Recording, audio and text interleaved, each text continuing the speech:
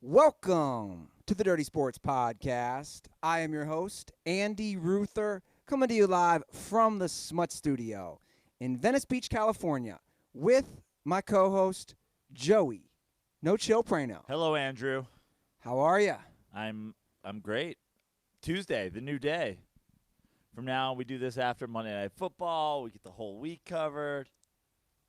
Are we doing Tuesdays and Thursdays now? Nope. No. I was really excited for that. You. Tuesdays and Thursdays, like college classes. Yeah, that's right. You know, you get the whole week. You get Mondays and Fridays off. You got Wednesday break in the middle. I think it's official. I think we're going Tuesdays and Thursdays. What am I going to do about Den Report? Not my problem. Not going to work here anymore, that's for sure. I was hoping you'd drop a not going to work here anymore. I am glad we waited till Tuesday. It was a long holiday weekend. My feet are still torn up from pool volleyball.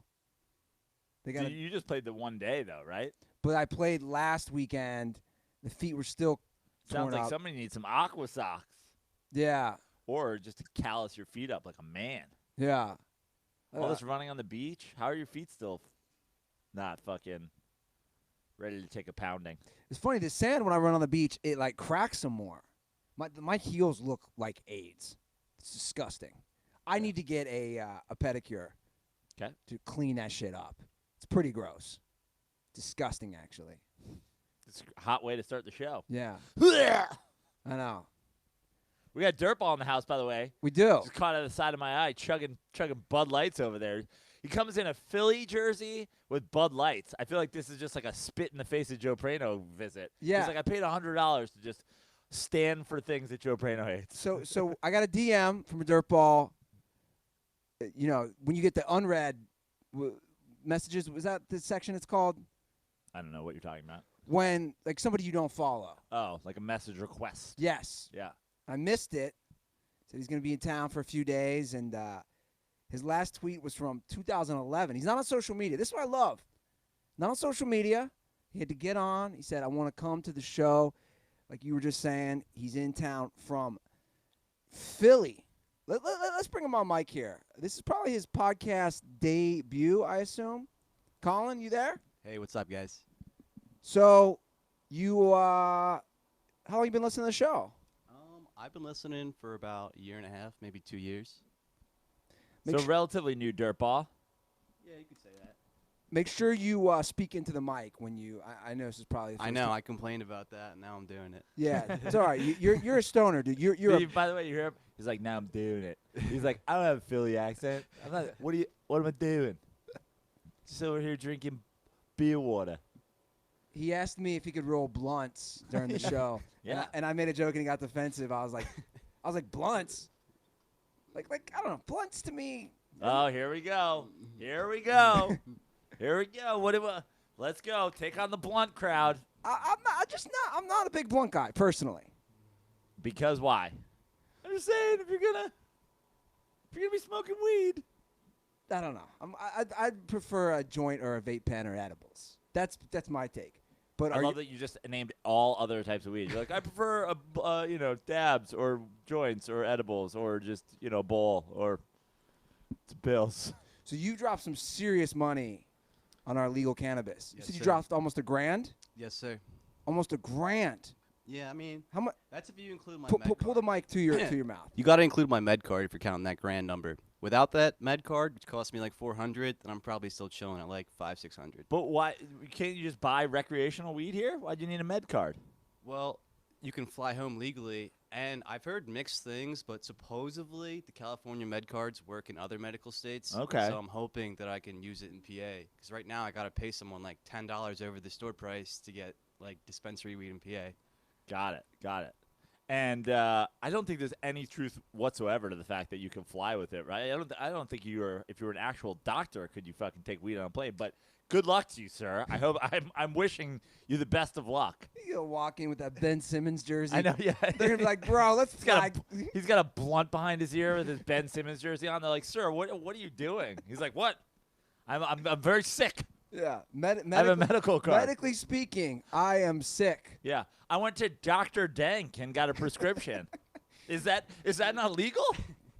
I mean, that's pretty much the truth. Yeah. I went into the doctor, and Dr. he just Dank. doctor, and he just started kind of naming off illnesses that I had. Yeah. He's like, "Yeah, you have anxiety, you have PTSD, you definitely have chronic pain." And then he said I had OCD, and I was like, I cut him off there. That's where I drew He's the like- line. I was like, dude, I do not have OCD. I am not an overachiever. He's like, "Stop I dropped arguing out with of me." school twice. Like, calm down. He's like, But- stop arguing with me. I'm trying to get you fucking legal weed. Unreal. It's like your old bit. Yeah. Because that's exactly what happened to me when I first moved here. Did you retire that bit? Yeah. I think that bit got retired. I think it might have. I think parts of it might have been on Joe Prano Takes a Stand. Yeah. So yeah, everything from Joe Prano Takes a Stand has been retired. Well, Joe, we got a lot of sports to talk. We got a live audience member. He's sitting in Aaron's spot. Like, can we get Aaron to drop out of law school? Like we need him here. We need Twerks. Yeah, Twerks was here for the weekend, smashing. You picked up Costco brand White Claws for him, basically. Basically.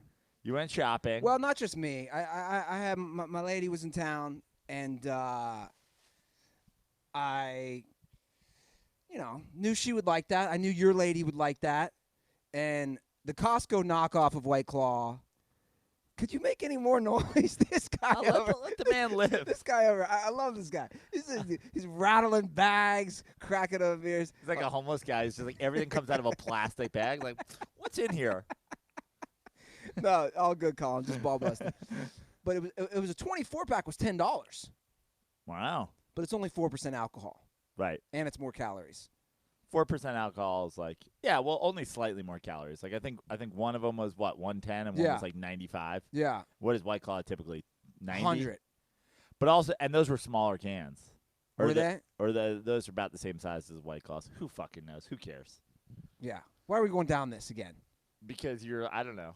Because I just thought it was interesting. You were like, don't worry about it. I got White Claws. I got whatever. I was like, what? I'm just saying. I've already said I'm a team player. Just because I don't drink them doesn't mean I don't want to take care of everybody. Just because I did 14 episodes on my hatred of them doesn't mean I won't buy them for a pool party. Yeah, it doesn't mean I'm not going to not do that. Aaron played pretty well, though. His pool volleyball game was nice. Yeah, Aaron had a decent run. He was wearing the MVP hat for a minute. Yeah, he was. Did you finish with it? I was handing out the MVP hat. I was the guy who was taking the MVP hat, handing it out. It was my unofficial way of saying, like, I think we all know I was the MVP, but, like, I'm going to share it. I'm going to share my MVP hat. Aaron almost not only took the MVP hat, the sheriff badge. Yeah. He was at one point, like, doing a fucking Danny DeVito in Twins with another guy in, like, a white T-shirt. So I'm like, basically, does that dude live here? Yeah, man. Full-blown alcoholic. Did you hear what he was saying? I mean, it was Labor Day. Bro, I didn't know if he was special needs. I think he was just hammered. But that's my point. If you're that drunk and I'm not sure if you're special needs, you are hammered. He was wanting to fight everybody. Yeah, but he didn't fight anybody. So that was nice. But here's the thing. Talk about the MVP versus the sheriff badge. Like, I was handing out the MVP. Twerks took your sheriff badge. You were in the hot tub under a fucking blanket. It was like somebody broke into your home while you were naked. You were hiding in the closet. I just didn't want to deal with the guy. Twerks stood up. Was like, I'm from Fresno, bitch. No, Twerks Can't come around fucking Savage Town while fucking Fresno Bulldogs in the house. Twerks was being nice. I mean,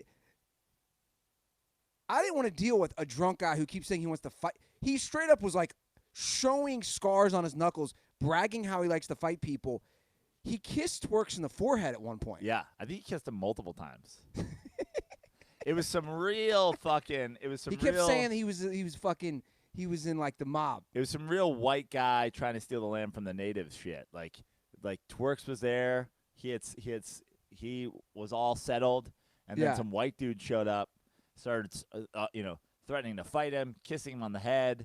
I was like, he's seconds away from giving me a blanket covered in smallpox. Maybe Like, that's why Aaron isn't here. yeah, He's in a hospital bed right now. I think him and that dude are fucking on their way to Vegas, Fear and Loathing style. Like, Jesus, how's the dynamic duo? Well, let's get to some sports. I mean, we want to avoid the Colts, but you can't. I don't know what is happening in Indianapolis. Forget the Colts.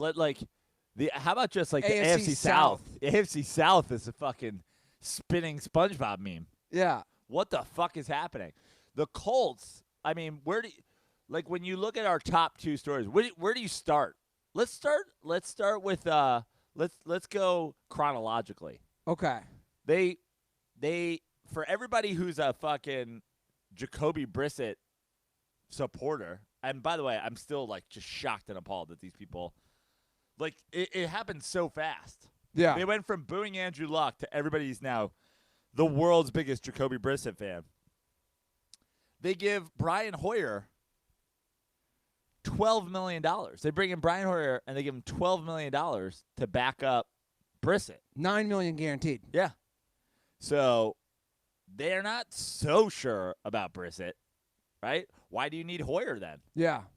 Brissett's young. Everybody's telling me how fucking good he is. Oh, their offensive line's great. He's going to be fine. Why are you handing out $9 million to guaranteed to Hoyer $12 million? It's like, I get that he's just a backup, but $4 million is a lot of fucking backup money for Brian Hoyer. It's a lot. Yeah. I was very surprised by that. Then they turn around and they give Brissett $30 million. $20 million guaranteed. Was he about to hold out? No. In fact, just so people who don't know, he was in the final year of his rookie deal. He was going to get $2 million this year, correct? Something like that. Why did they have to extend him?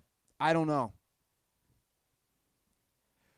I don't get it. Was Jacoby Brissett about to go from being a career backup behind Tom Brady and Andrew Luck to I'm holding out for starter money? The only reason he is starting is because their franchise quarterback retired. He did not earn this job. In fact, not only did he not earn the job, he played, and he played like absolute fucking dog shit. I just want to chime in on the Brissett thing real quick. So I think the reason they extended him is if he does amazing this year. And Bro, you got to speak. If he does amazing this, speak in the mic. if he does amazing this year and his contract's up, they're kind of fucked then. If They they get the but extra they year, paid, it's at but least they paid an him asset. $15 million. Like, how fucked are they? That's far below value, though, isn't it? Far below value for what? Just a Starting- starter in the starting NFL? But like, you're looking at a guy who has, like, if he comes out and does what this year? Like, what does he have to do? He just throws for 4,500 yards. He wins 12 games. Like, what does Brissett do where you're like, we made a good deal paying him $15 million? I think it's just got to be to the point where he. Like, you're than $15 million. You're a Philly guy, right? Yeah. You're a Philly guy. Nick Foles got $20 million. Here he has a fucking Super Bowl. This guy's getting 75% of his money. He went 5-11. 4-11. 4-11. Sorry, went 4-11. He threw for fucking 3,100 yards. He threw for less touchdowns than he had games started. He's trash. I mean, Nick Foles got 4 years too, and I'm pretty sure the way Brissett's contract is structured, it's only $20 million guaranteed with $15 million this year. So if he were to be shit, they can cut him with only $5 million dead money. If he's amazing, I mean, it's only and you know what else? You know what else they can do if he is shit this year? Cut him and pay him $2 million.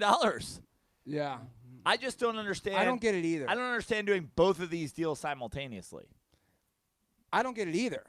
And that's my thing, is that in a span of 24 hours, they gave $29 million in guaranteed money to Brissett and Hoyer. Where did Brissett go to school? Ole Miss. Okay.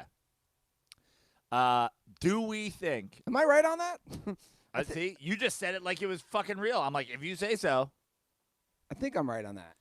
Like, what proof is there that he's any better than just like drafting a rookie? I am completely wrong. See? Where'd he go? NC State. He transferred from Florida to NC State. He ain't fast. 40-yard dash time, 4.94 seconds. I just don't understand it. But yeah, Bill O'Brien fucking took a beer out of his butt chin and was like, hold my beer. Like, he comes over the top with handing Clowney to your boys in Seattle for nothing. Barkevius Mingo, who I'm pretty sure was the character in fucking Django Unchained, and a fucking like they just got a free Clowney. Yeah. And then the Texans go ahead and the Texans get Tunsil from the Dolphins for multiple first-rounders. 2 first-rounders and a second-rounder. Bill O'Brien, I mean, this is the most amazing thing. And we got a fucking Penn State guy here, but this is the most amazing thing in fucking history. Bill O'Brien has never been qualified to be an NFL head coach, yet he gets to be an NFL head coach. Now he gets to be a GM. Yeah. Is Bill O'Brien going to be commissioner next?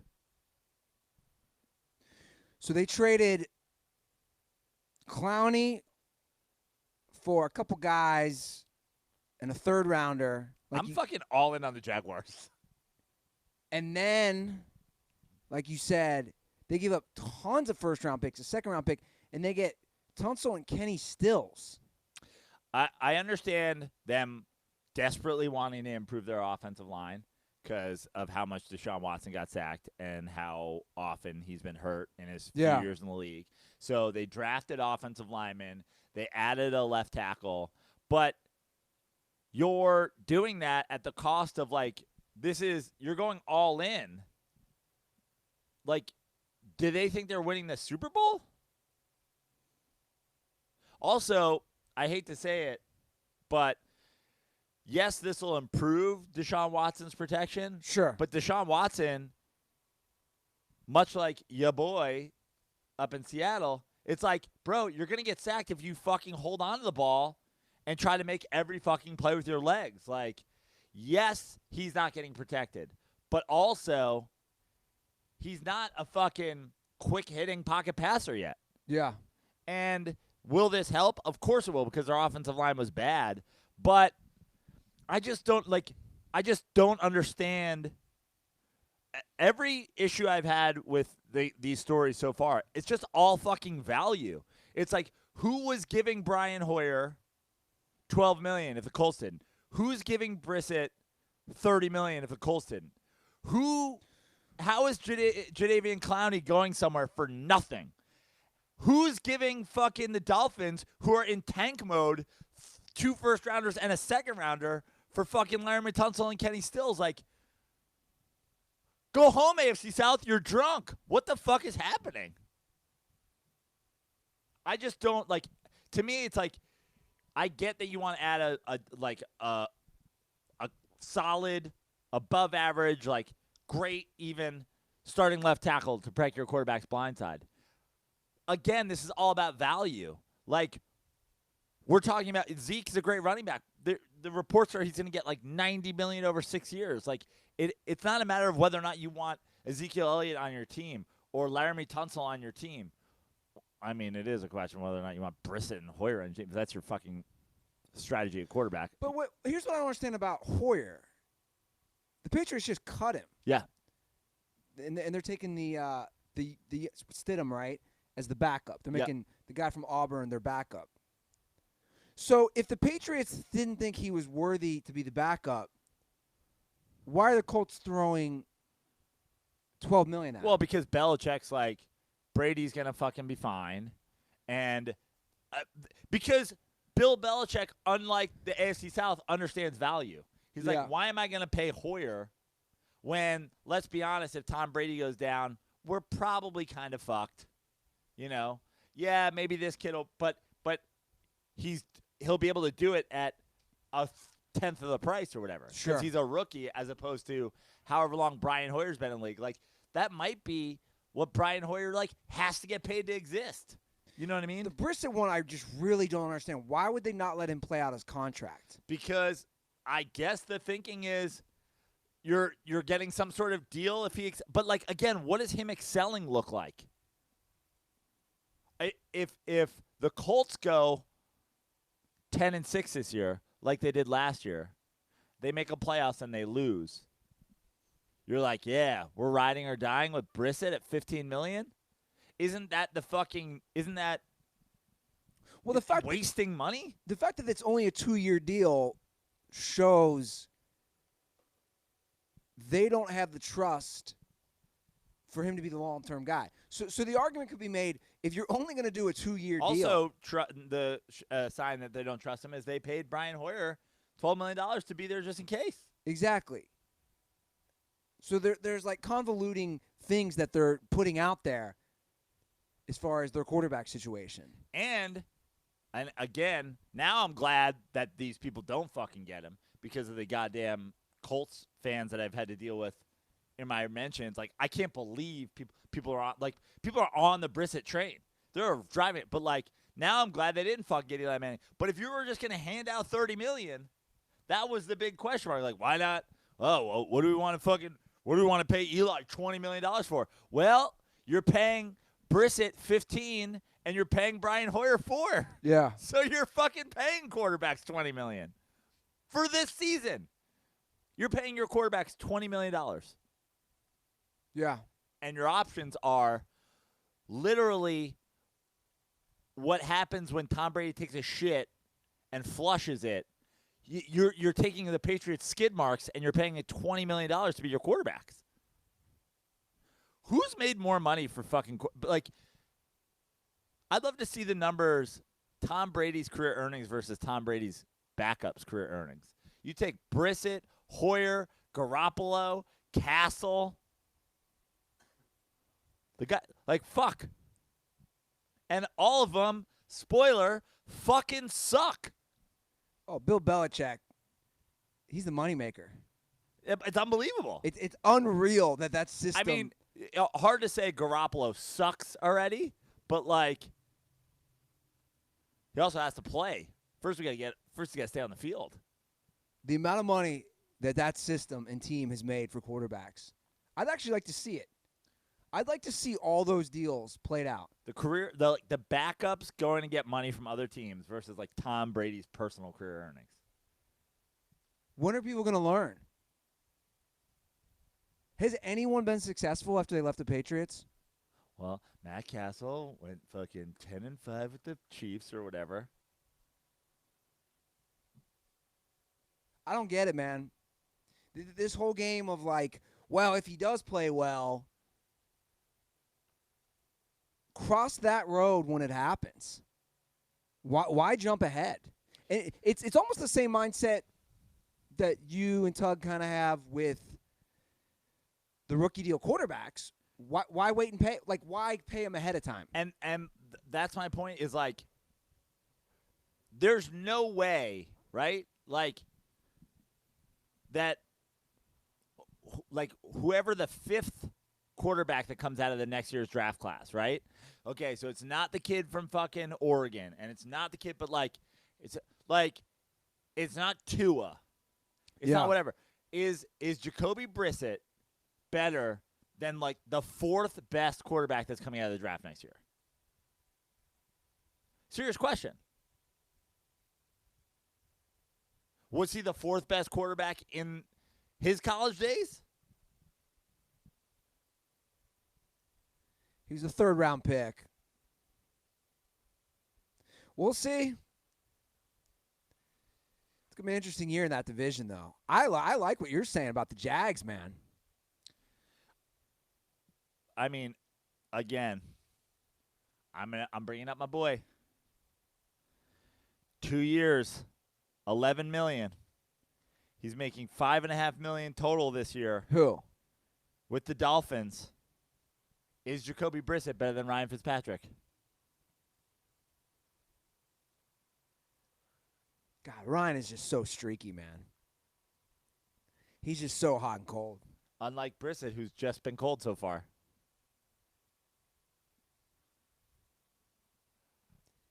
There's two other people here. Is Jacoby Brissett better than Ryan Fitzpatrick at the position of quarterback? I mean, right now? Philly says no. He said, no way.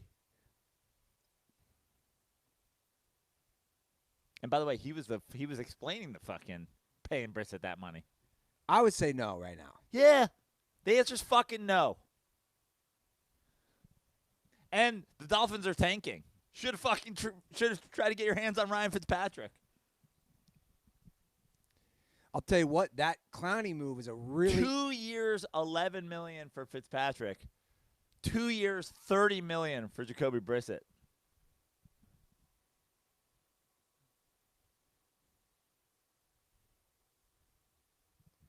How much does that Clowney move upgrade the Seahawks? Well, look, they tag him. They're not like he's on a fucking show me deal now. Sure, because they can't pay him until next year, and like they got him for nothing. But I'm talking about this year. Yeah. They went 10-6 last year. Just Clowney does not put them over the top to win that division. No, I mean they could. I'm not saying they couldn't win that division, but I mean it's a huge upgrade. Yeah, it's a huge upgrade, and Pete Carroll fucking gets it. Pete Carroll's like, if we're gonna fucking do something, we need a kick-ass defense again. We're not going toe-to-toe with the fucking Rams. We're not gonna have shootouts. Yeah. We got beat by the Cowboys last year in the playoffs. Like, they need to fucking, they need to boom it up again. And they went out and they got a former number 1 overall pick for nothing. I just don't understand. Bill O'Brien's not qualified. Bill O'Brien just recently won double-digit games for the first time in his coaching career at any level. I stand by, like, going 8-5 at Penn State. It became a head coach. It's like me doing 500 episodes of this and then fucking calling the Olympics next year. They're like, we're replacing Costas with Prano because, he told a lot of people to kill themselves on a podcast. It's like, what the fuck is happening? Yeah, do you think is Clowney a better player than Frank Clark? No.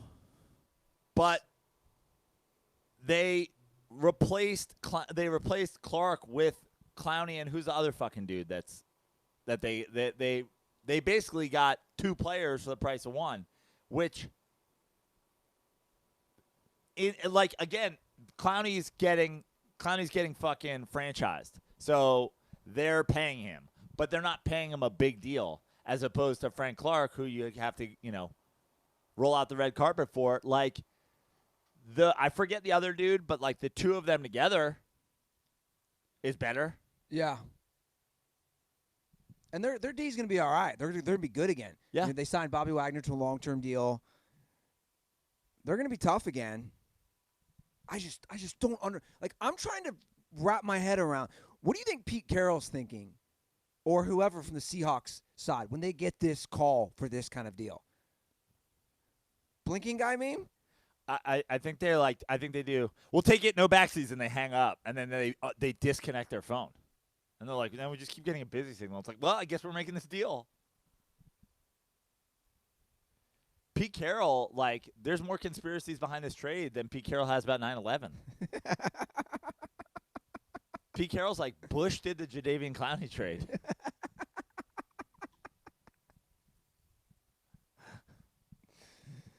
Yeah, what's going on here? Bill O'Brien's in the Skull and Bones.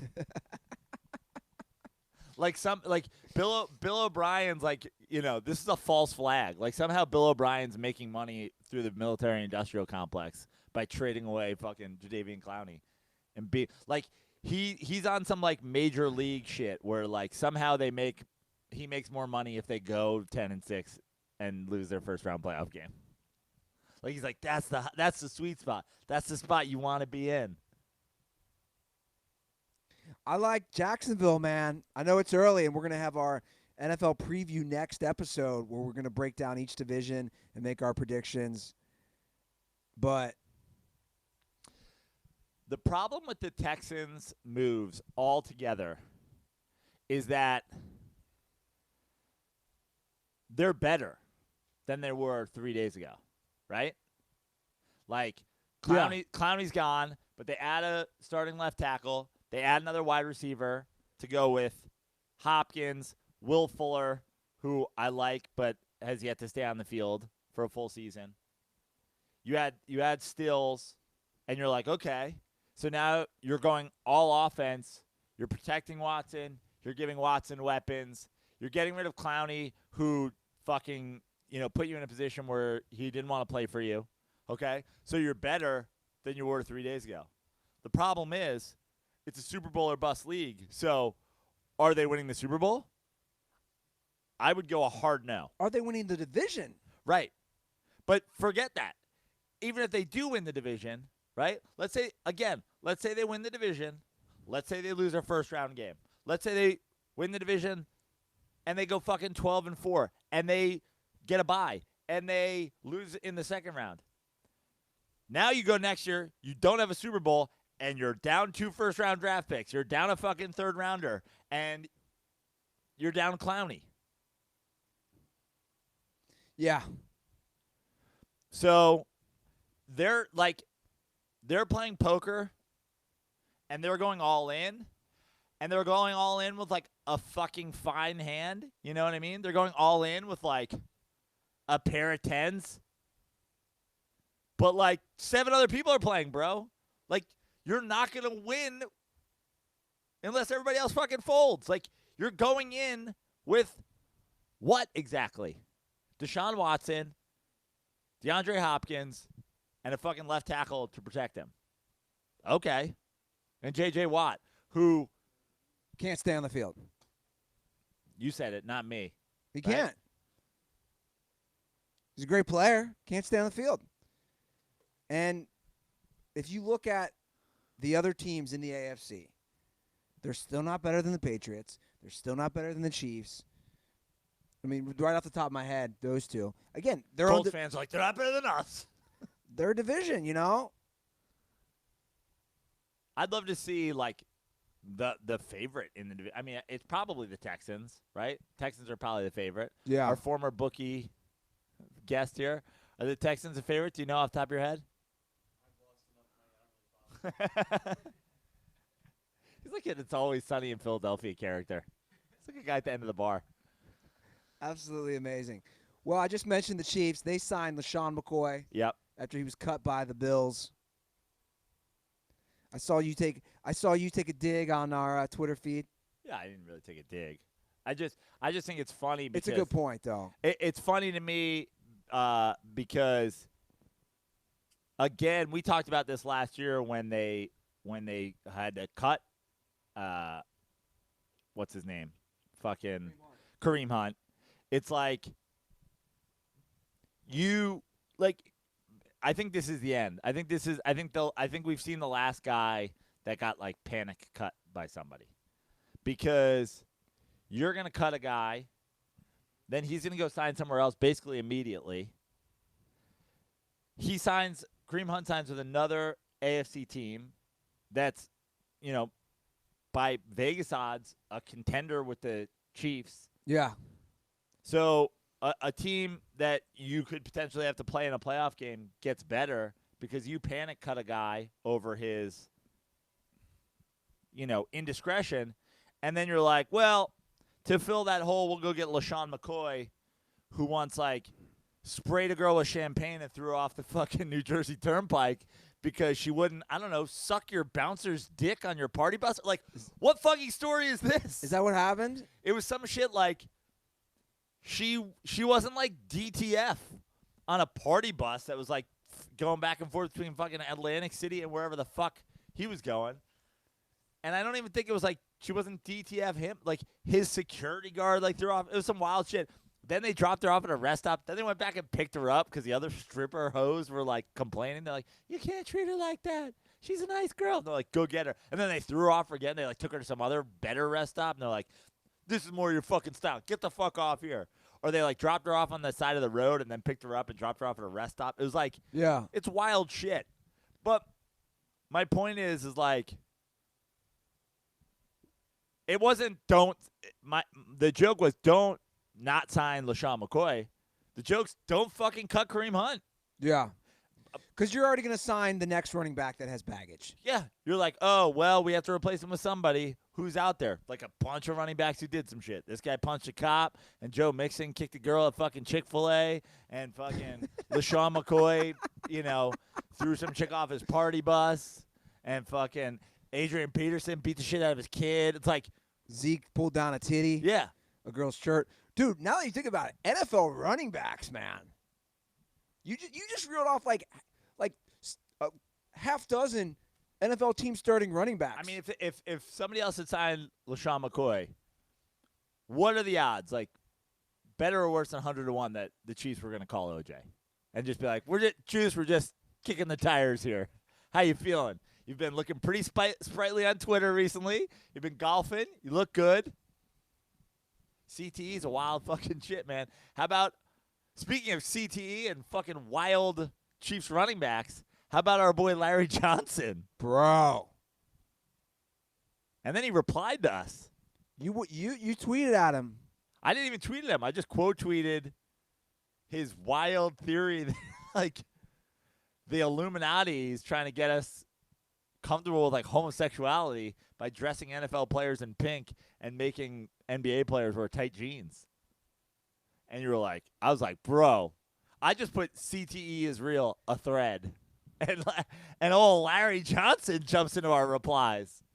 Former Chiefs and former Bengals running back. Not L train Larry Johnson. The running back Larry Johnson. Who also, I believe, went to Penn State. Did he not? I think that's correct. I believe he was Yeah. a star running back at Penn State. I invited Larry on the show. I had to hop in as the show host. I hopped in on my personal Twitter, and I'll put it out there again. Larry, look, you're more than welcome to come on our show to expound upon these crazy conspiracies. And here's breaking news. Kajana Carter says Dave Chappelle is a CIA spook. Wow, there's all the running backs from Penn State weighing in. Kajana Carter. All the Penn State running backs getting a little out there. I would love to have Larry on the show. Bro, I read that thread. Oh, my God. If you didn't read it last week, Larry Johnson was – You can go on at the Dirty Sports Twitter feed and just look for the thing that I quote tweeted and put, CTE is real, a thread. It's a link to Larry Johnson. He wrote a thread that it's just like the wildest. Like, I don't even know. His claim is that basically there's an agenda to push the homosexuality. The agenda by the Masons, by the way. He thinks the Freemasons are behind this. They're pushing the LGBT agenda. Yeah. In sports, they're trying to get heterosexual men to be accepting of the homosexual community by making players wear pink in October. Even though it's for breast cancer. Because he's calling it like Gay Month or something like that. He's calling it, that's a front. Yeah. He's saying the Breast Cancer Awareness Month is a front for the gay agenda. Yeah. Because all gay men wear pink, apparently. Right. Has he not been anywhere? There's like a pocket of gay men that wear pink, just like there's a pocket of straight men that wear pink. Yeah. Like, dude, go somewhere. Yeah. A lot of gay dudes look like you. Yeah. Thank you. Tall, handsome, in shape. Mustache. Well put together. Keep themselves clean. Great at pool volleyball. Yeah. He also said November, when they wear camouflage, is a cover for them. It's so that they can hide in the woods and suck each other's dicks. I can't even see you there. I don't think that was in his thread, but it should be. They're wearing camouflage. They can sneak into the woods unseen. Can you imagine getting Larry Johnson on the show? Dick. I want Larry Johnson on the show. Let's see what he's tweeting today. Let's see if he's got any crazy shit today. How is this not already a show? Remember the sports reporters? Why isn't there a Sunday show on like fucking, whatever Spike is these days, with just like 4 running backs with CTE just talking about wild shit? Oh, bro. Just Reggie fucking what's the guy's name I'm thinking of? Williams. Ricky Williams, Larry Johnson, OJ. Dude, we're putting together a fucking mean group right here. We need one white dude. Where's the guy from the Browns that was on the cover of Madden? Or Mike Allstott. There's no way he doesn't have CTE. Oh, you're talking about Peyton Hillis? Peyton Hillis, Ricky Williams, Larry Johnson, and OJ. Bro, you got to hear these tweets from Larry Johnson. His Twitter is 2LarryJohnson7. So yesterday he tweeted, I don't know if you saw, both Kevin Hart and Kevin O'Leary, the guy from Shark Tank. Okay. Like, had some near-death experiences this weekend. Were they together? No.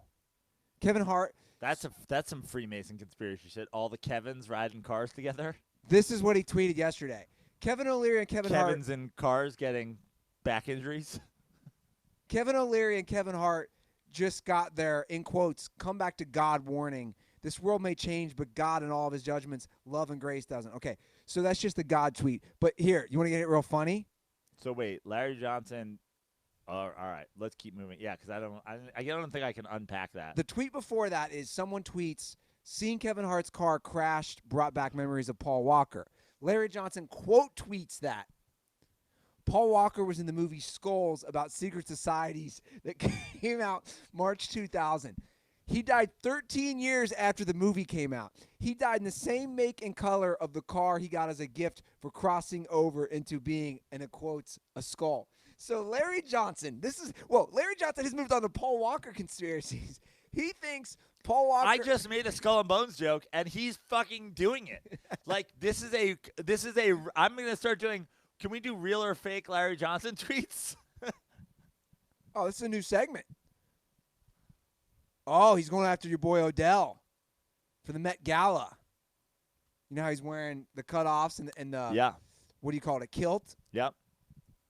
He tweets, knowledge is increasing in these last days, which is Dan 12:4, I believe a Bible quote. Dan 12:4. Is there a Dan? Yeah, who's the Dan in the Bible? He says athletes have the influence / resources. Brad 1514. What does this even mean? Athletes have the influence / resources to educate our children on a heritage that predates the 1600s. Nah, don a skirt to the Met Gala and sell wolf tickets about your sexuality. What does that mean? That was a tweet that was September 1st. Bro, Larry Johnson done lost his goddamn mind. I think we do have to have a new segment. Real or fake tweets from Larry Johnson. CTE is real as fuck, bro. Forget the Will Smith concussion movie. Just follow fucking Larry Johnson around for a week. Parents will stop letting their kids play football immediately. Here's a good comment. If we made that show, who was on it? Larry Johnson, Peyton Hillis, OJ, Ricky Williams. Ricky's just high. Yeah, great. Ben Harper on YouTube says, instead of the A team, it's the C team for concussions. It's the CTE team. I like it. How long into a Ricky Williams, Larry Johnson sit down before Larry Johnson accuses Ricky Williams of being gay for doing yoga? 5 minutes. I think before they even start rolling. I think he says you're gay because you smoke marijuana, which means you also smoke cock. Like devil's lettuce. Yeah, like he'll go some weird route. Ricky, if you refer to Kyle 320 in the book of fucking Ted, like what? He pulled a Dan 12:4. See, as annoying as Twitter can be in social media, and I always like to bitch about it, this is where it's amazing. Because if we didn't have Twitter, we couldn't have a live view into the CTE impaired brain of Larry Johnson. A Paul Walker conspiracy theory. His conspiracy is that he was in the movie Skulls and the exact same car 13 years later was set up to kill him. That someone involved with the Skulls or, I don't know, a movie had planned out to kill him 13 years later of a car he wasn't driving. Yeah. Fun fact, Larry Johnson was inducted into the Skull and Bones Society at Penn State, and 13 years later, they have poisoned his brain with CTE. Oh, man. Where do we go from here, Joe? We're still waiting on our bet. So I see we have some suggestions. So let me tackle this because I'll read it, and I'll tackle this. NFL bet idea. This is from Jay Lunsford. If you win the bet, Joe has to rock the banana hammock on the Venice Boardwalk and the pool. If he wins, you, Andy Ruther, have to get a dreadlocks wig like Todd Gurley and gold grill and wear it around Venice for a weekend. I'm just going to throw this out there. Like the what's the concert you went to? The fucking MC Hammer. No. The great to my point, by the way. But the one where you had to go to because you lost. The fucking Insane Clown Posse. Insane Clown Posse. That was funny because you had to dress like an asshole, but also like how were you going to be received? Were they going to know you were fucking with them and then end up stomping you? Like, there was a lot of unknowns. But I'm glad you brought up the MC Hammer thing, the little text thing. Anything where the punishment is Ruther acting and dressing like an asshole, I'm not agreeing to because he does this regularly. Like, this is not like he was little Tex at the pool this weekend because it was Labor Day. Like, there's a decent shot that next weekend he's wearing dreadlocks and a gold grill and playing pool volleyball because somebody sends him dreadlocks and a gold wig. Like, it has to be worse than that. Like, Ruther, look. I definitely don't want to wear a banana hammock on the boardwalk. Like, that's a punishment for me. That's next weekend for Ruther. So, like, I agree. I'm going to have to agree with Prano. The Insane Clown Posse was good because he's right. Like, I was unsure if people were going to try to fight me, if I stood out like too much. Like, a better punishment is Ruther doesn't get to dress like an asshole for a year. Like, you have to go a year where you dress like a normal person. Yeah, that would be a bigger punishment. Yeah. Like, no fucking shitty fucking costumes and little outfits. I love to dress up. Pajama, I think a punishment would be like, Ruther has to keep his shoes on for a year of the podcast. I mean, you guys saw what I put out on social media Friday. Not sit like a baby on the couch for a year. Like, you saw what I put out Friday night, that nude of me on the couch. Yeah. Which is right where I'm sitting, by the way. Was it there? I think it was more here. Pretty offensive. The center. I was stoned. I was really stoned. And your girl took that picture? Yeah.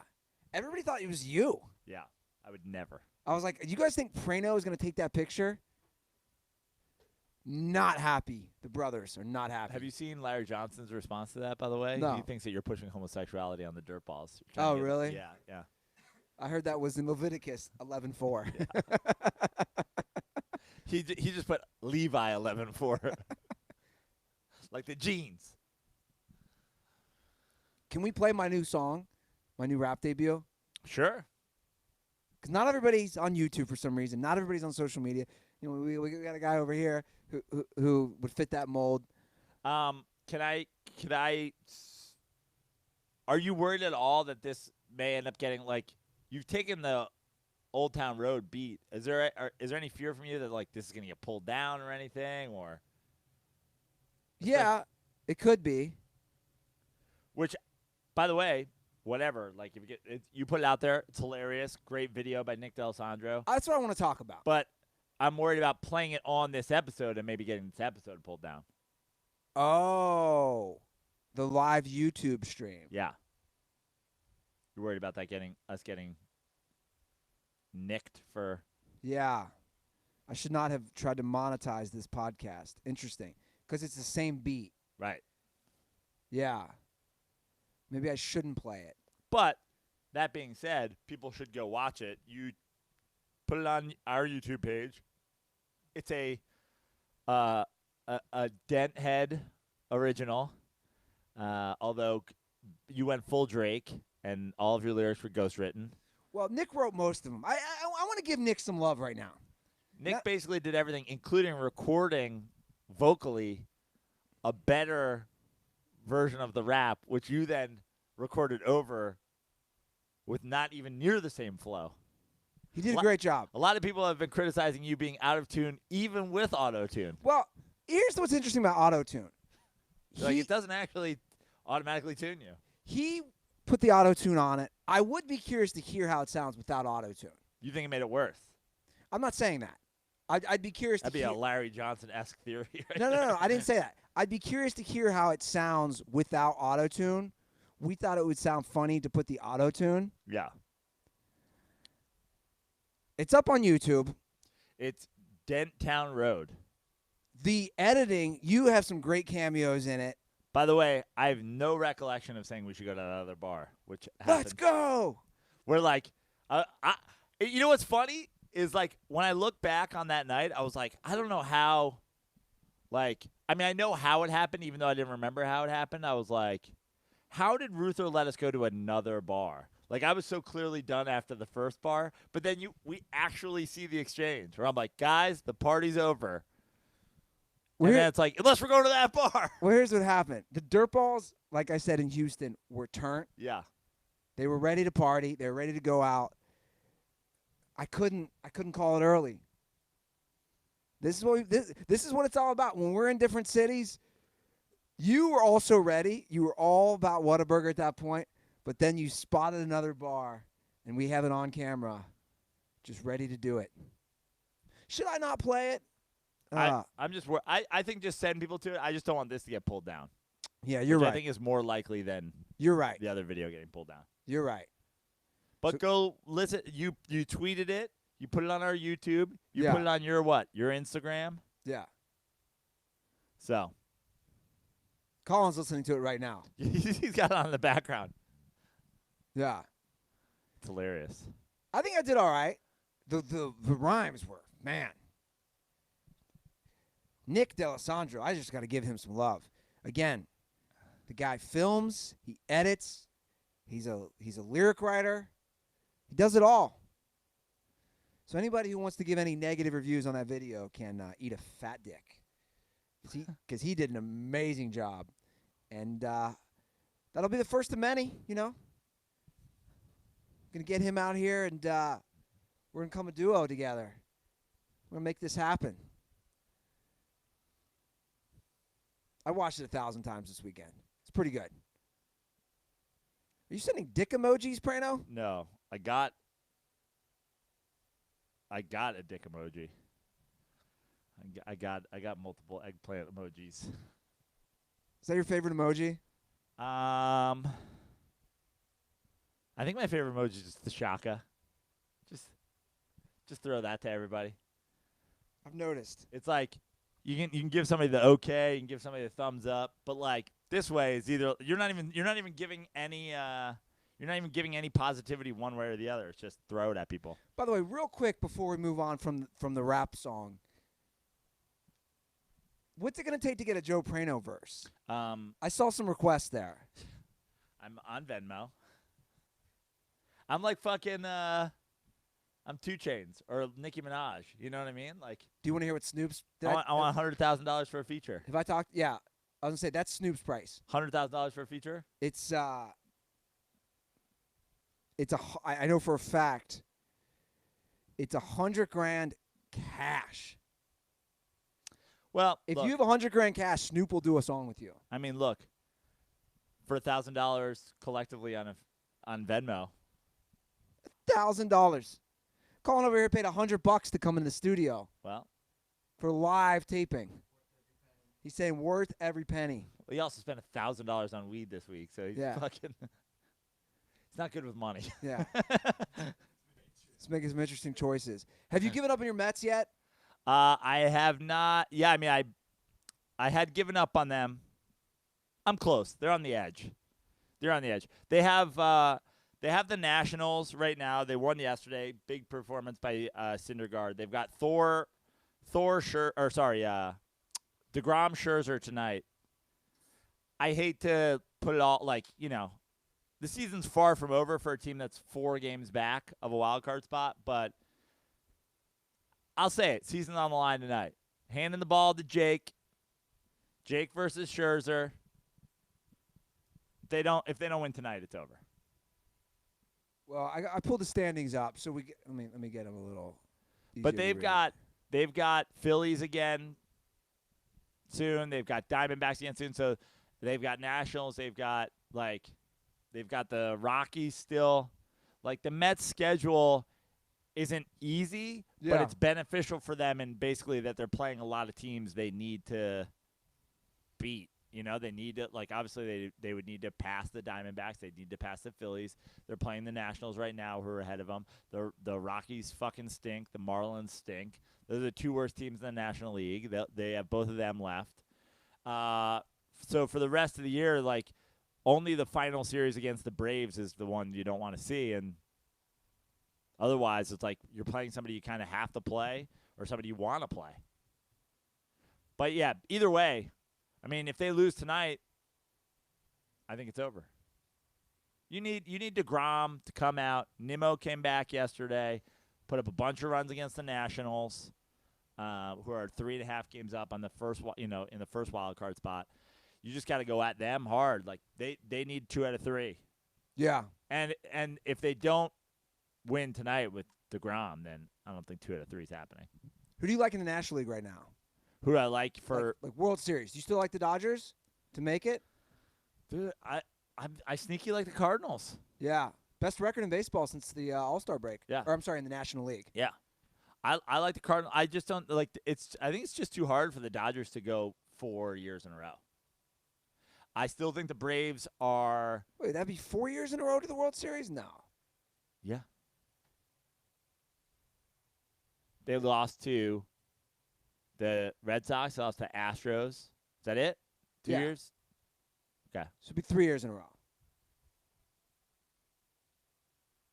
Astros in 7. Red Sox, what was that, 5 or 6?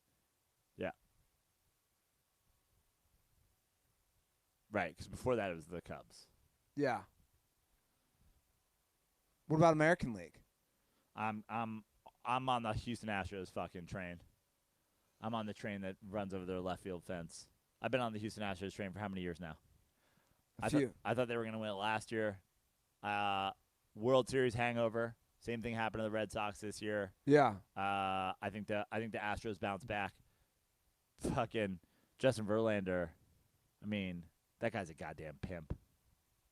Throws a no-hitter the other day. Kate Upton was trending because Justin Verlander. I saw that. No-hitter.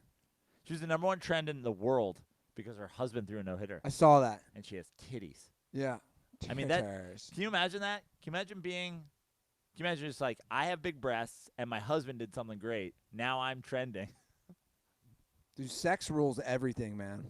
Everything. It's incredible. It's wild.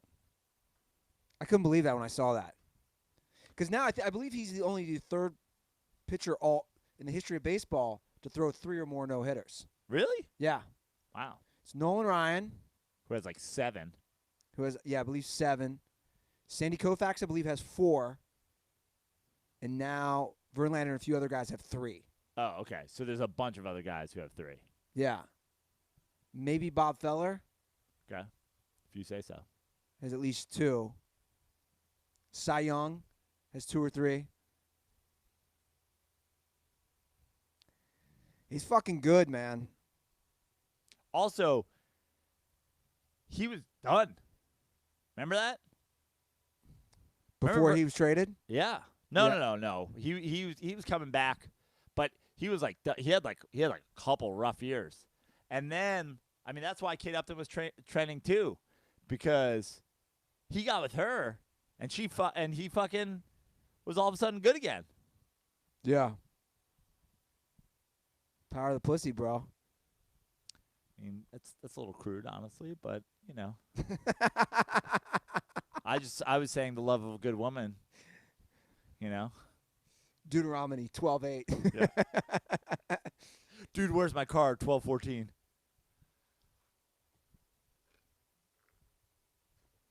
I heard a conspiracy behind the Verlander no-hitter. Yeah. Yeah.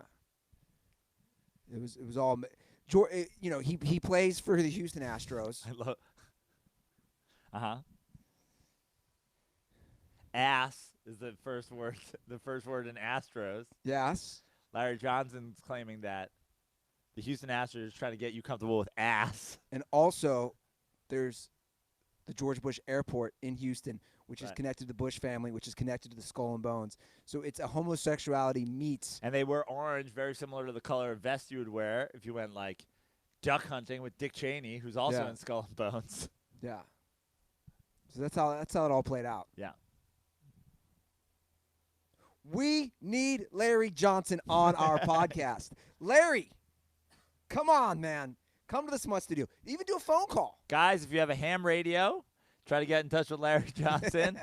If you're one of those people who has, one of those radio frequencies where you can talk to people's cavity fillings, try to get in touch with Larry. Football is here, Prano. College football is here. NFL starts this week. I opened my SeatGeek app. SeatGeek! Because I want to see which Rams games I want to go to. Which Rams games do you want to go to? Well, I would like to go to the Saints. Is there any chance of you going to a Rams Seahawks game with the half jersey, with the split jersey? I have never claimed to be a Seahawks fan. I have always claimed to be a Russell Wilson fan. There's a huge difference, Joe Prano. By the way, I sent you that Russell Wilson tweet the other day. Yeah, he's a dork. The welcoming Jadeveon Clowney tweet. It's hilarious. He's a dork. I'd use promo code DIRTY just to get tickets to watch Jadeveon Clowney meet Russell Wilson in their locker room. Yeah. I was like, motherfucker, don't talk to me. That Jesus shit away from me. SeatGeek. I was looking at the Saints game, but my mom will be in town, so I can't go to that. Okay. I might have to choose maybe not the best game. A little cheaper tickets. I was looking. The Rams, once again, have one last home game. Where are they playing this year? London again. Okay. They keep guys. They're in L.A. now. Like, give them 8 home games. Come on, they're not in St. Louis anymore. But DirtBalls, if you wanna see St. Louis dig, just stabbed St. Louis there. It was a St. Louis dig. If you want to see your team, use the SeatGeek app. It's the only place to get tickets for your college or NFL team. Also for concerts, comedy shows, music festivals, you name it. SeatGeek has it, and most importantly, SeatGeek will give you $10 off on your first SeatGeek purchase. All you need to do is use our promo code. So download the SeatGeek app and use promo code DIRTY, that's DIRTY, for $10 off on your first purchase. That's promo code DIRTY for $10 off on your first purchase. Okay. College football, I don't know really what to say. I didn't watch too many games. You didn't watch too many games? You watched Notre Dame Louisville yesterday? I watched some of it. I watched that cheerleader break her nose. Yeah. Did she break her nose? Yeah. Oh, wow. She's pretty hot, though, so whatever. Was she a Louisville cheerleader? Yeah. I like Notre Dame's quarterback. I like Book. Yeah. He played well. He's gritty. He's a grinder. He's a grinder. That was the only game I watched a significant chunk of. What were the other interesting games of the weekend? I watched a little just to see how he did, and he did amazing, as we all knew. I watched a little Cincinnati UCLA on Thursday to see McAfee's Thursday night debut. He did well? He did great. Actually, who won that game? Cincinnati did. I like that. So UCLA. Bro. The Chip Kelly era has not started strong. Not at all. I caught USC. It was in the background at the bar. They were struggling against Fresno State. Aaron's alma mater. Aaron went to the tailgate, did not make it into the game. Yeah. Some White Claw shit right there. That's the White Claw version of fanning. It's like you're going to go all the way to the Coliseum. Just go to the game. Yeah. It's a good point. What's going on with Colin in there? He's got a strikeout going. I think he just hit the blunt, chugged a beer, and blew it out while he took a shit in your bathroom. It's the most Philly shit ever. That's what happens when you bring dirtballs into the studio apartment. Most Philly shit ever. Tennessee lost at home. This guy's passing a Wawa meatball sandwich he had 2 weeks ago. I got a towel there, buddy. There you go. If you guys could only see this cat. He's unbelievable. He's making himself right at home. You want to get to some dirtball calls? Sure, let's do it. Because clearly none of us care enough about college football. You're the college football guy here. I'm really not. You're our official college football correspondent. I'm really not. There are some. Colin, are you a college football guy? Not really, but I went to some Penn State bar in L.A. for the game the other day. How was that? It was awesome, actually. Where was it, you know? I couldn't tell you the exact area. I just called you over there. Britannia Pub. Okay. Oh, yeah, right in Santa Monica. Yeah. Sorry, man. I don't have headphones for you. I didn't pull them out. What, the Dirtball Call song? Here, get on the mic. Get on the mic here. You hate the Dirtball Call song? Well, it's been banned, so Yeah. that's good news. Yeah, I didn't know that. Yeah, because a fellow Mid-Atlantic region Dirtball is coming at Ruther too hard. No, I'm just done with. Ruther's going. Dude, just every time that song. Ruther's Like, going I full listen Santa at work Monica on a yoga Bluetooth teacher. speaker, and I put it like pretty loud. And every time that song came on, I'd get so embarrassed and have to like press pause and turn the volume all the way down because it's very cringe. I'm sorry. That also makes me want to bring it back, though. Hearing Colin say that makes me want to almost bring it back. Yeah, it's so cringe. Please don't. Have you seen Dentown Road? I I You were couldn't really just hear watching the it? audio. The video was pretty cool. Yeah. Like the visual. I didn't want to play the audio too loud because I didn't want to interrupt. After what the you guys were after the doing. show, we'll have you watch it. I but- want to know where that is on the Colin cringe scale. All Yeah. right, fair enough. That's good alliteration. The Colin cringe scale. Yep. All right. Dirtball calls. What do we got here? We got a few. I believe. Let's just start off.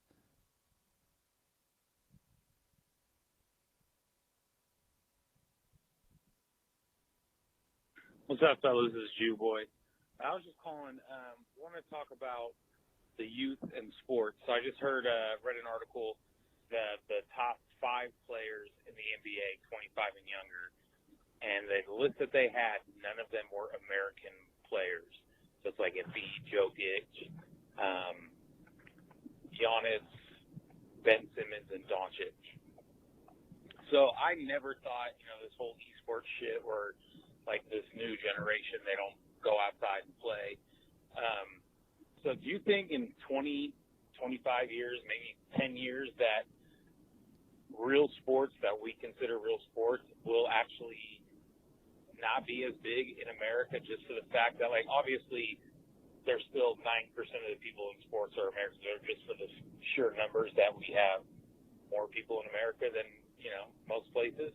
But just on sheer talent, do you think this is something that could, like, truly affect sports in, the next, like I said, 20 years or so? Thanks, guys. Later. I actually think that is interesting that not a single American in that list. I think that it just happens to be right now. Like 2 years ago, that wouldn't be the list. 2 years from now, I'm not sure that'll be the list. But I think it's a combo of things. I think one, especially in basketball, and we're seeing this with what's going on with Team USA not having our best players and everything, is it's just the talent pool is just bigger geographically than it's ever been. And there was a time, and that's why it's so funny when I argue with people on the, like, I can't believe it. I can't believe the claims that people try to make on it. Like, the idea that there are still, I had somebody defending fucking Chris Dudley yesterday on Twitter, saying like Chris Dudley plays in today's NBA. I was like, that person should be hauled away to Guantanamo. Larry Johnson's got theories. Like, I'm not sure that you're not an alien. The talent pool is just so much greater geographically that you can go anywhere in the world now and go like, hey, who from this country is 7 feet tall? And have you been training them to shoot threes since they were 5 years old? Okay, cool. Bring them to the NBA. Like, it's just amazing the way, especially, again, in basketball, it's become this world's game. Everybody sees this play. It's not like in the 90s where you had a guy in Africa or a guy in Australia or whatever, and they're just, like, learning the game their own way. And they come over and they're just 7 feet tall, and they're Luke Longley, and they're like, oh, I'm just 7 feet tall. Here I am. Well, it's like Ben Simmons is a prime example. Right. He grew up in Australia. But, yeah, exactly. But I'm saying everybody is watching the same game now. Everybody's learning the game in the same way. This notion that we're not better than we've ever been is just flat out wrong. It's get off my lawn. Yeah. It's embarrassing if that's your take. It's embarrassing. If your take is like that, Kevin Durant, like that there were 7-footers as skilled. Somebody literally made the claim, like he was like, yesterday he goes, I've seen Shaq running the break. I'm not sure Shaq couldn't have been running the offense if he wanted to. I'm like, what is happening right now? It's like, I've seen Shaq in the open court. I'm like, Kevin Durant's a shooting guard. He's a 7-foot-tall shooting guard in the NBA. Name one of those from fucking 1990. There aren't any. If you look at the fucking, top 15, top 20, I think in the top 20 3-pointers, like most 3-pointers made in a season, 17 of them happened in like the last 5 years. The top 20 3-point shooters ever. Like Kevin Durant's like 15th in threes all time. Like the idea that the players aren't like, infinitely more skilled is a joke. Like, if you don't think that, you're a fucking clown. And that is just like, and it's because of this.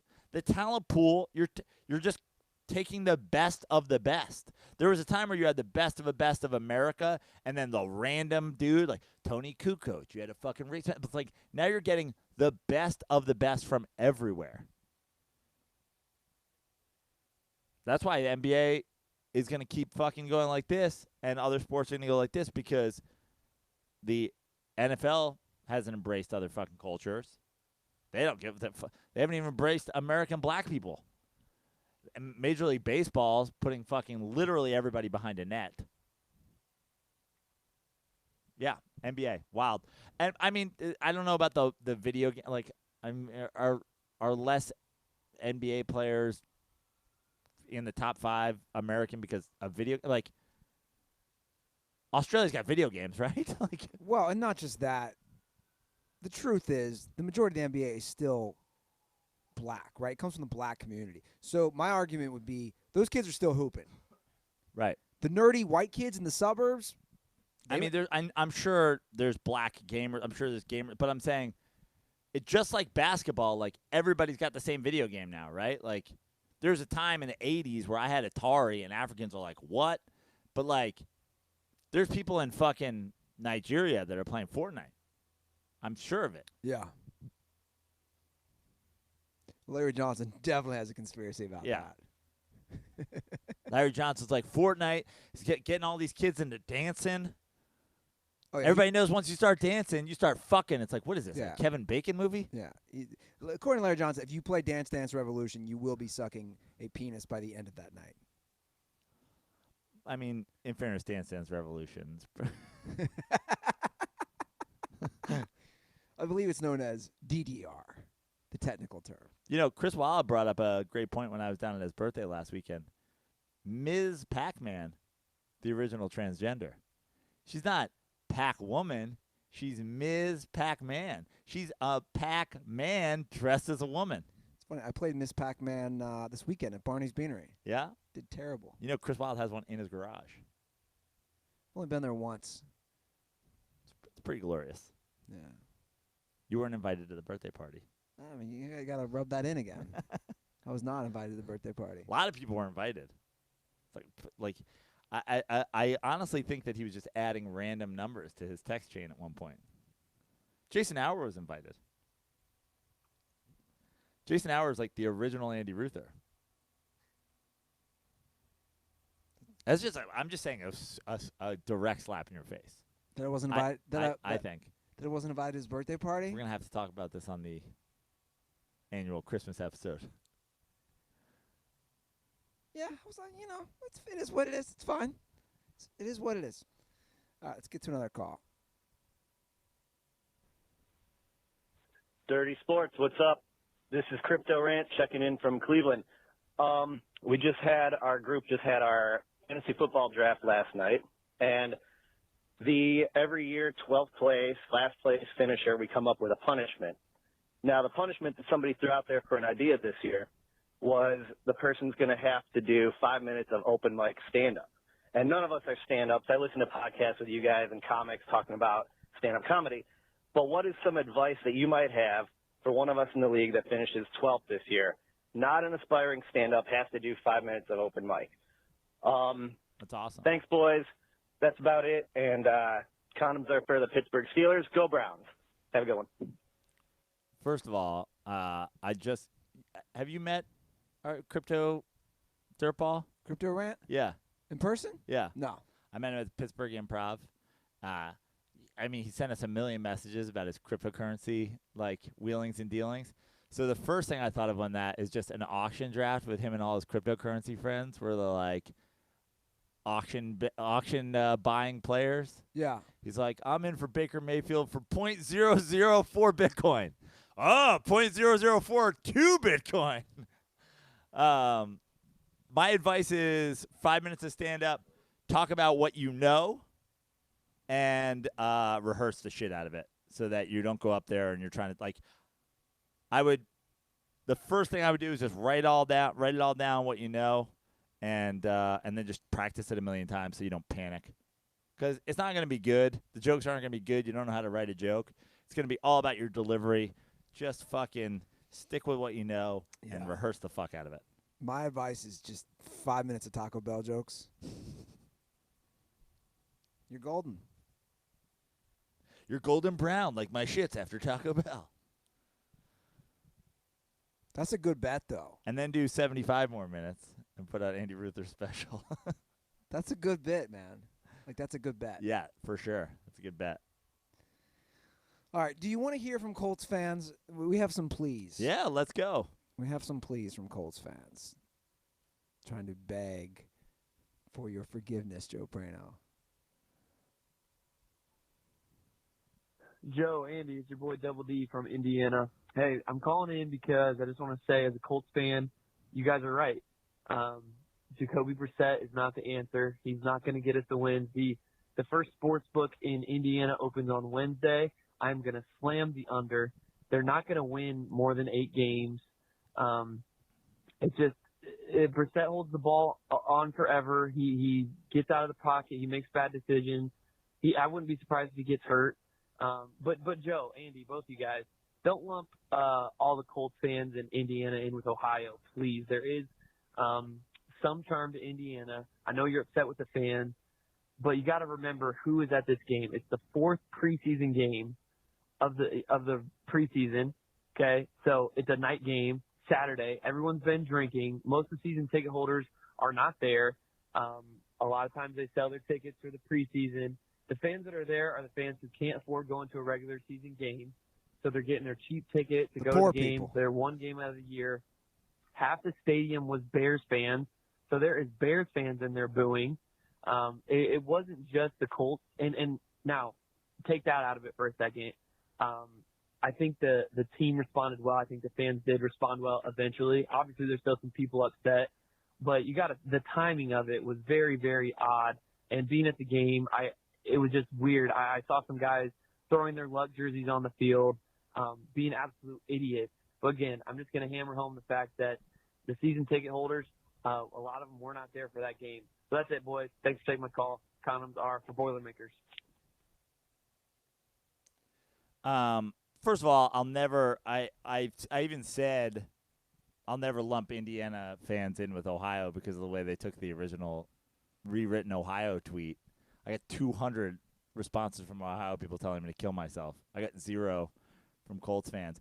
Surprisingly, again, the worst I've seen of Colts fans is people jumping on board the Brissett train. I'm more offended by that than I am them booing Andrew Luck. I understand that that's like an emotional thing. You know, you have an emotional outburst. I still think it was trash. And, like, okay, totally. It's the people who – not only is it the people at the last preseason game, it's the ones that are still there in the 4th quarter of the preseason game. So, yeah, I'm not saying – but, again, groupthink, somebody started booing – and other people fucking jumped in. And I just think it's, again, it's just like a trash move the way they handled Andrew Luck. And he's probably super excited that he made this decision to retire when he saw what happened there. But you'll never be Ohio, let's be honest. It's still trashy.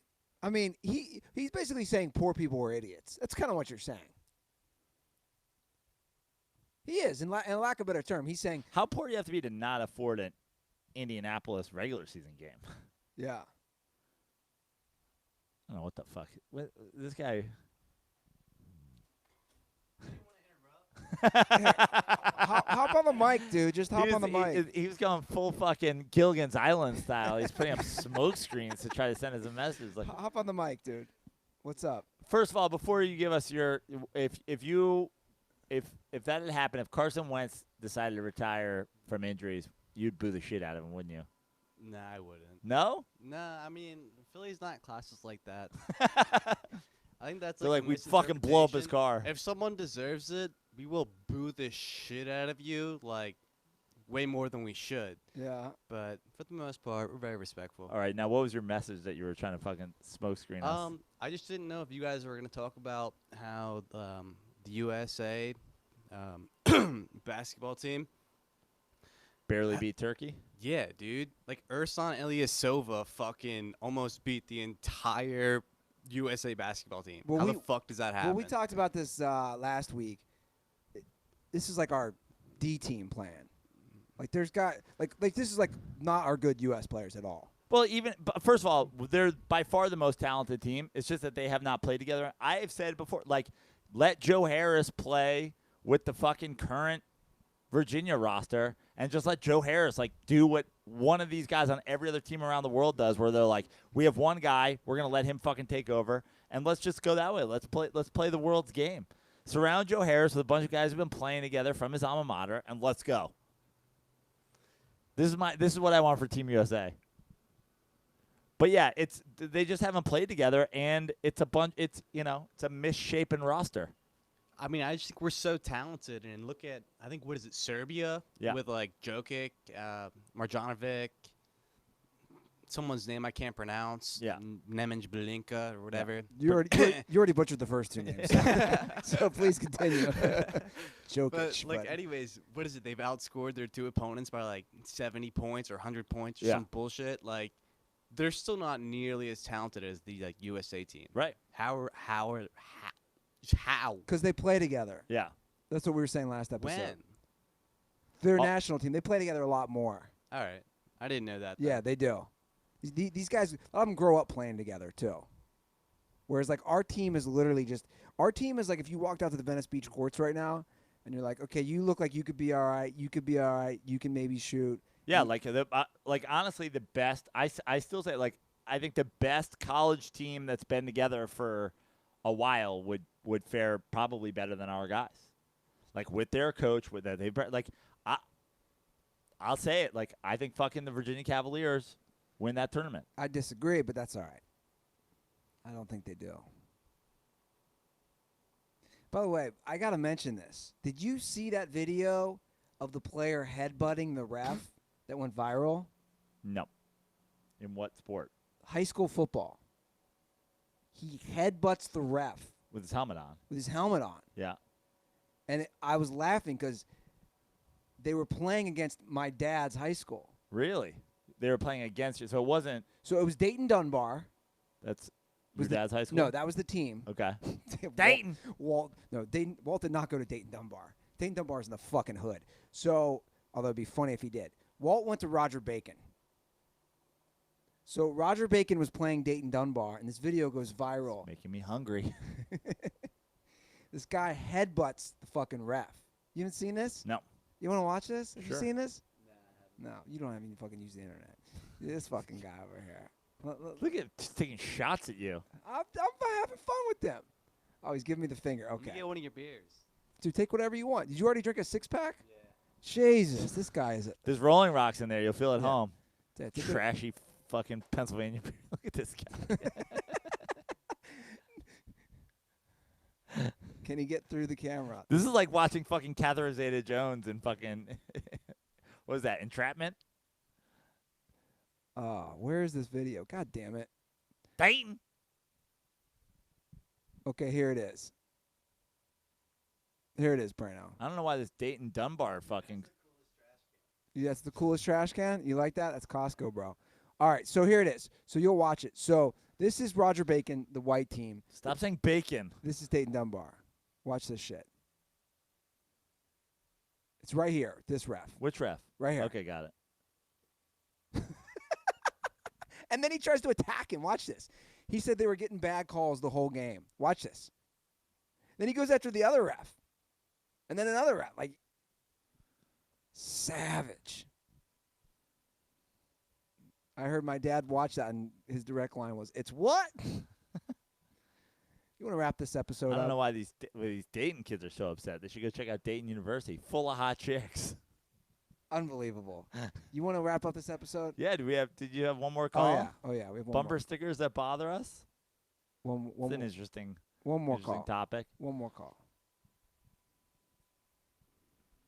What's going on, boys? Kyle Aronofsky calling back once again from beautiful Toms River, New Jersey, home of the 1998 Little League World Series champions and Joe Prano's most hated athlete outside of Kobe Bryant, Carmelo Anthony, Todd Frazier. So I'm just driving home from work, and I saw someone with a New England Patriots sticker magnet on the back of their car, and it just made me want to throw up. I just get absolutely detested when I see those in New Jersey. Now, obviously, if I'm in, like, Massachusetts or fucking New Hampshire, that's, like, normal. That's to be expected. I'm just wondering what team logos, what team's gear do you see around either, in Ohio or New York, where you pray now, or in LA that make you just, like, know that they're already a garbage human being? For me, it's Pats fans in New Jersey, and Rangers fans in New Jersey, especially down in more like Central South Jersey, because there's no reason to not root for your team's only professional sports franchise. It's fucking pitiful, and you need a fucking bullet in your head. That's about it. Minute and 3 seconds. So fuck you, Ruther. Just kidding, boys. Have a great weekend. Damn, kept it tight. Yeah, everybody else should follow that. Keep it tight. Minute. My problem is always with the there are shitty people, so seeing a shitty team on the back, I'm like, oh yeah, whatever. My problem is whenever I see the mixed bumper sticker, like you got the Cowboys logo and the fucking Yankees logo. You're the worst. Yeah, or the mixed bag are the worst. My problem is just the fair of this town, the fair weather, like we say. Oh, I haven't seen a Lakers flag in how long? Dude, when I moved here and the Lakers were good, 3 straight finals, they won 2 of them. Flags. Just every car had a flag. Every car had a Lakers flag. I haven't seen a Lakers flag in 7 years. So they're the worst. Most fair weather fans.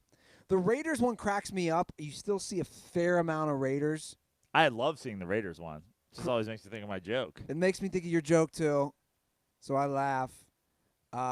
Back home, the bad one's Kentucky. A lot of Kentucky, since I'm right on the border. Yankees, Cowboys, those are the ones that really set me off, I'd say.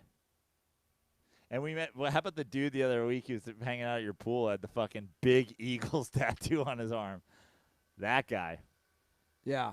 It's unbelievable. Seemed like a nice guy. I was like, why'd you do this to yourself? By the way, Kobe Bryant stands. Oh, it's unbelievable. Somebody wrote a monologue under the video that I pulled from last episode with not one statistical piece of evidence. That's also my favorite thing about Kobe Bryant stands is like the argument. They don't even argue like you're only using stats. It's like they're basically going, stats are lies. they can't handle statistical evidence. Well, stats don't matter, which is the whole litmus of gauging someone's athletic prowess on the court or field, right? Is stats. Obviously, there's more to it than that, but again, when you go past the stats with Kobe Bryant, his stats are actually better. His stats are better than everything else. Do you know what I'm saying? Yeah. When you go past the stats thing, when you start talking about beyond stats for Kobe Bryant, get away from the numbers. Take Kobe's career numbers and set them aside.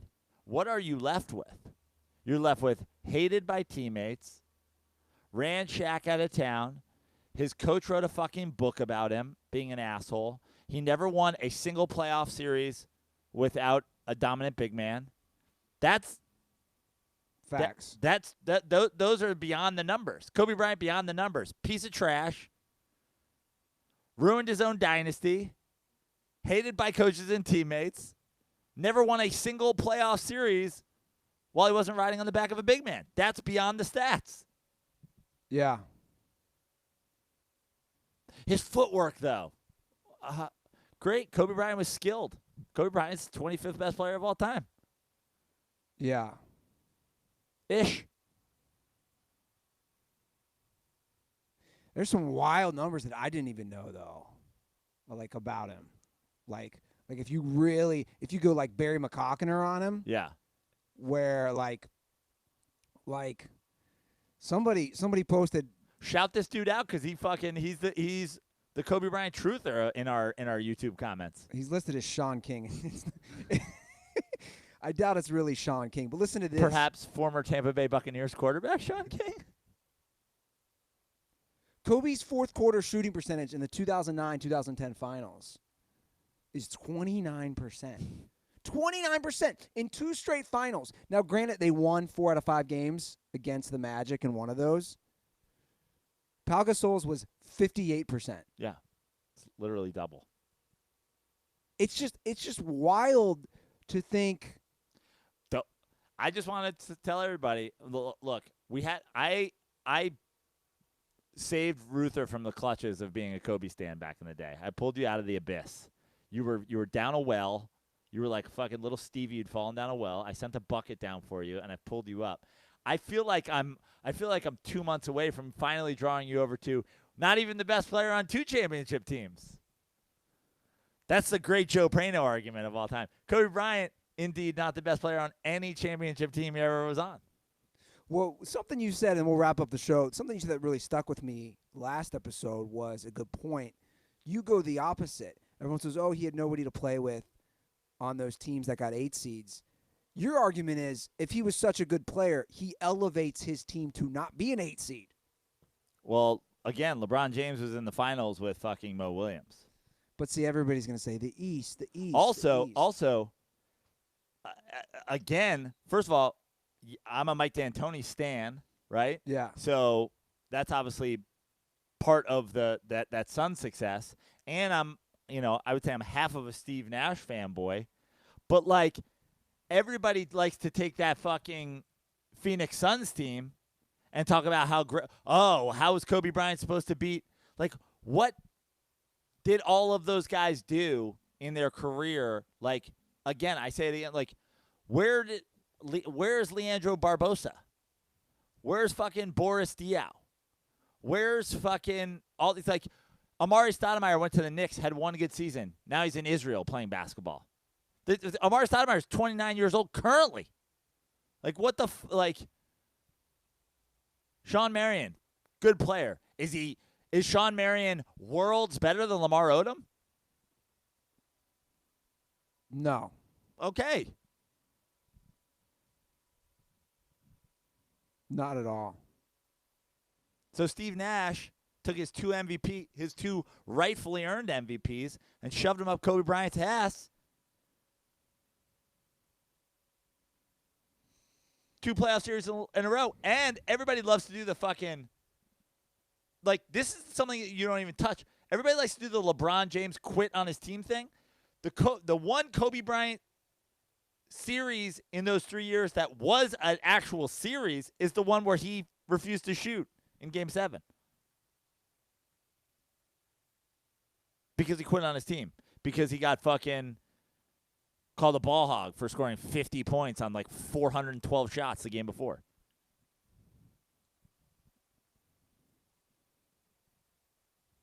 I'm here for all your Kobe Bryant truths needs.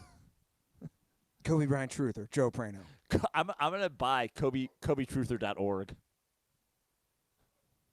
Let's look it up after the show. Let's do it. That's the show. The hotline is 310-359-8365. You can follow us on Twitter and Instagram at The Dirty Sports. Hop on YouTube. Watch that little text video. Subscribe. Watch all our videos. Follow me at Andy Ruther. Follow Joe at Joe Prano on Instagram and Fix Your Life on Twitter. Go see him in La Jolla this weekend. La Jolla, California, San Diego. Honestly, probably my favorite show to do all year. I do it with Eddie Ift every year. Honored to do it again this year. Probably my favorite show. I always say Tahoe's my favorite show because it's basically a vacation. La Jolla right behind it. It's a vacation. Great bars and fucking restaurants down there on the beach.